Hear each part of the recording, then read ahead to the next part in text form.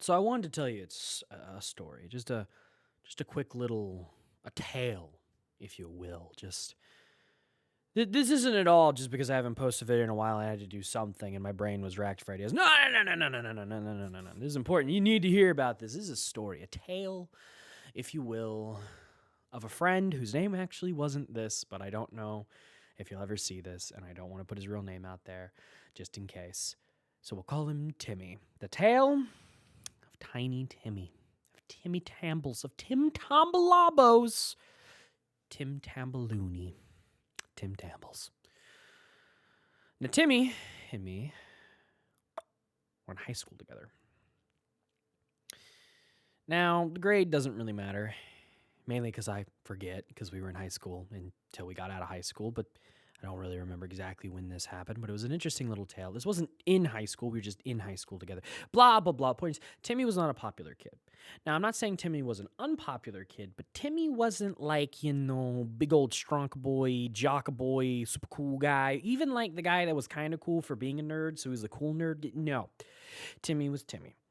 And not many people knew about Timmy. Not many people remembered who Timmy was.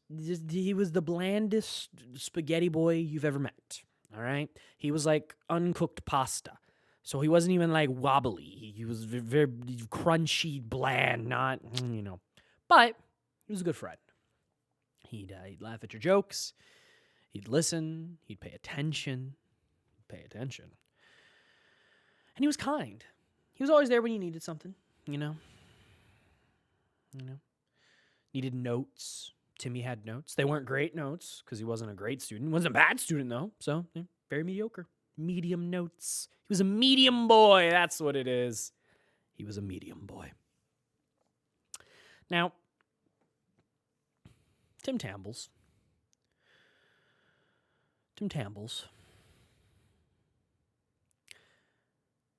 was a little on the chunky side. I wouldn't call him overweight. I wouldn't call him in shape. I call him chunk. He was a chunk boy. Not a hefty boy. No, not quite hefty. Not fluffa duffa. Chunk boy. He was a chunk boy, okay? Like you could see some buff muscle, but there was also a bit of flibber, flabber, dabber, wabber, But right in the middle there. He was that chunky boy. He was a chunkmeister. And he didn't like that. He tried pretty hard to get rid of the chunk. He was one of those guys that for like a week straight, he'd be doing the nonstop push-ups, sit-ups, crunches. He's dying and he's going on his runs, but then he'd stop because it's getting hard. He's not seeing any results, so he'd stop for like a week, then he'd go for a week, then he'd stop for a week, then he'd go for a week, and blah da da da da. The point is, because of this, you actually do get in decent shape doing this, but you're not going to see a lot. You're still going to be putting on the chub a little bit because you're not really sewing it. You're going to get a bit stronger, but you're not going to see a lot of results.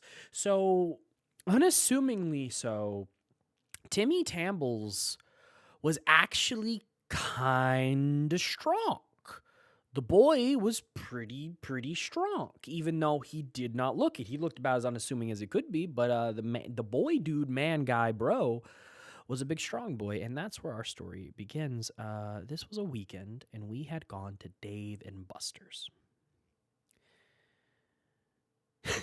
It was his little brother's birthday, and I was invited, as was him and some of his friends. His little brother was similar in age, and we hanged around a lot. We in the same groups, and I was friends with the little brother, little Timmy, Timmy Jr. But Timmy Jr. is not part of our tale right now. I'll lift Timmy Jr. to another tale long past in the possible futures. This is Timmy Prime here. At Dave & Buster's, there is this wheel you can spin. It's a gambling wheel, of course, for tickets, and something was discovered. If you spun this wheel incredibly fucking hard, and I mean with a force of like 1,000 dying stars exploding at the same time while the Hulk is doing Kegel squats, it would always gum it up. Like if you spun this thing at Mach 5, right, it would force itself to slow down, probably so it wouldn't break itself, and it'd only go like 2 or 3 spaces instead of like going... It'd go and it'd stop, right? A little spinner wheel bob dude. And it was only one of them. So there were two there, and only one of them did it. So I assume there was something wrong with it, or so I don't know. Maybe the point is that's what happened. Now, at first, it was two of us attempting to spin this together because that's how hard it was to fucking spin. We got in trouble, obviously. You know, the little manager boy came over and he's like, "You gotta do that. Only one person per spin, or I'll kick you out." Except he was much more meek about it. He was more like, "Please, please don't do that. Only one person per spin, or it might break. Please no." He was more like that. But hey, so obviously, none of us were strong, a bunk, a rough, a duff, a big boy enough to do it. Like, I would love to say I could. I couldn't. I couldn't. I tried. I could not by myself. And then comes Tim Tambles. We discovered that Tim Tambles, with one fucking arm, could launch this thing at 90 miles an hour. And Tim Tambles also apparently had the fucking Rubik's Cube level brain strats that he could perfectly tell how hard he was throwing it to make it do anywhere between 4 moves, 3 moves, and 2 moves. He could do it. He could make it do 2, 3, or 4. And if you asked him to make it move 4 moves, it would do 4 moves. If you ask him to do 3, 3, you get the idea. I don't need to go too deep into deep deals here, okay? Now, a lot of us were there at the birthday party. Again, we ran in the same circles. There was a good, 30 of us. This was a big birthday party, okay? And, you know, no one really thinks much of Timmy Tambles until now. Because now what we do is we spin the wheel once, and we can normally get it within 4, 3, or 2 spots of the grand prize. And then Timmy spins it. And then we get the grand prize, which I think was like 10,000 tickets, which honestly wasn't that terribly much. But because of the fact that it was a consistent 10,000 tickets,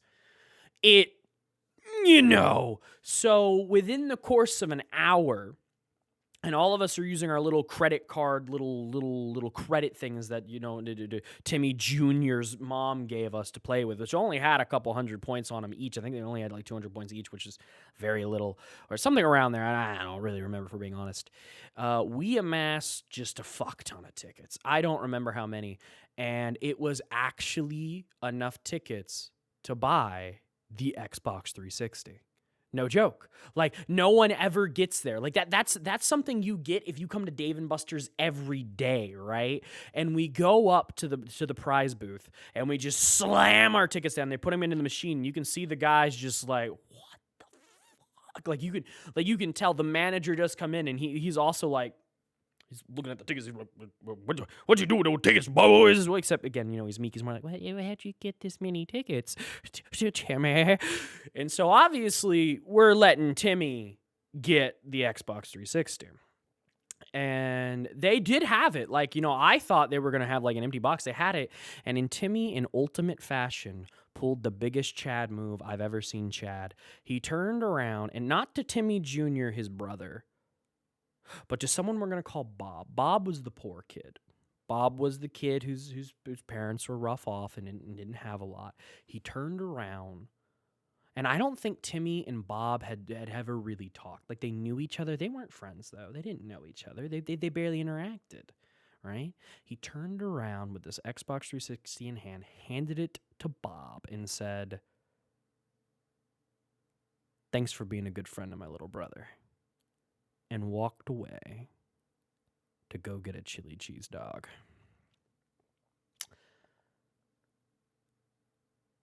It's one of those moments that sticks with you.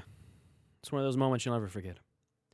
So I simply wanted to tell this story in one way, shape, or form to say, Timmy, because if you ever do watch this, you'll know who you are. Timmy, you're a cool guy. You're a cool guy. Take it easy, everybody.